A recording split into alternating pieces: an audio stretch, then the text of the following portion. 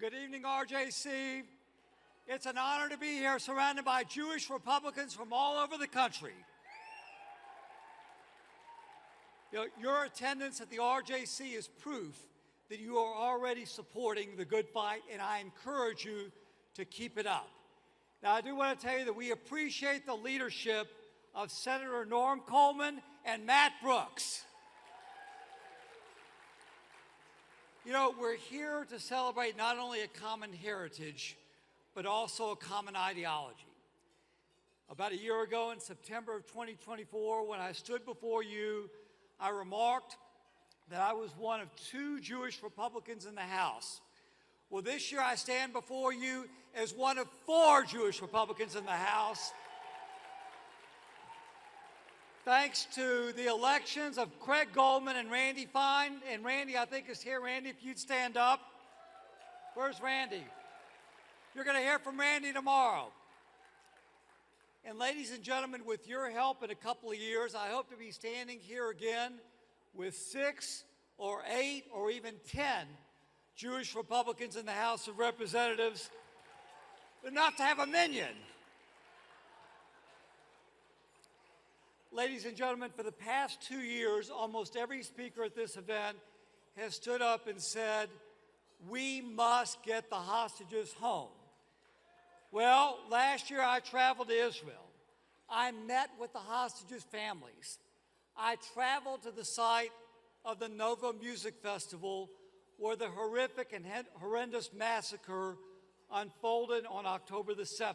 I met with Prime Minister Netanyahu. I met with the Speaker at the Knesset, Amir Ohana, in my role as Chairman of the House Parliamentary Friendship Group.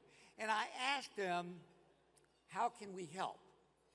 And just a few short months later, we elected the most pro-Israel president that the world has ever known.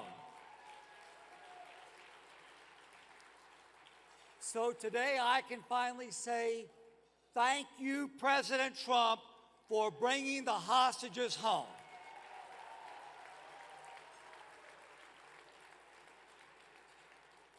Since he was first elected in 2016, President Trump has never wavered in his support for Israel. He has remained committed to backing our most important ally in the Middle East time and time again. He has invested in diplomacy with key appointments as my good friend Mike Huckabee as the ambassador to Israel,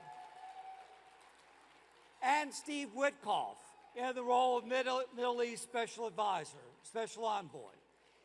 He outlined a groundbreaking 20-point plan for peace in Gaza. And then he went to work putting it all in place. The results, a ceasefire and a return of the hostages. So let me be clear. This deal was nothing short of historic, and I believe it's going to be a very important part of President Trump's legacy. But just because we've experienced historic success does not mean that we can let up. Our work must continue in the Middle East as well as here at home. Ladies and gentlemen, as you know, and you're all aware, anti-Semitism and anti-Zionism are only growing among the left. They're continuing to support and exalt extremist candidates. Ladies and gentlemen, we've seen Cori Bush, who says she is running again for Congress. And we've seen Mondami, who is running for mayor of New York City. These types of individuals threaten to undermine support for the Jewish community. And ladies and gentlemen, sadly, we are seeing anti-Semitism within the fringes of our own party. Let's be very clear. Nazis are evil and anti-Semitism is repulsive.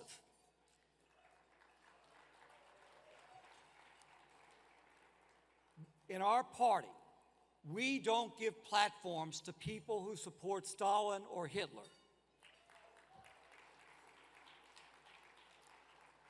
We have spent the past 2 years cleaning up leadership on college campuses, deploying law enforcement officers to protect our students, and mourning the loss of innocent people to hate crimes.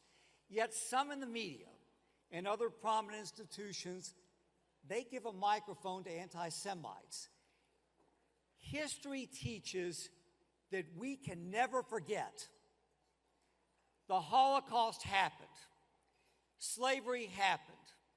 October the 7th happened. We can never forget.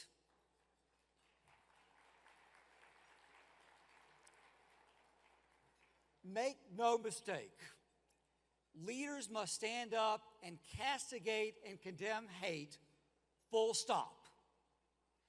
Make no mistake, we must fully combat anti-Semitism. Make no mistake, we should not give credence, credibility, or attention to hateful people. And ladies and gentlemen, make no mistake, the Republican Party and the most pro-Israel president in the history of the United States will continue to fight anti-Semitism and protect the Jewish people and stand firmly and decisively with Israel.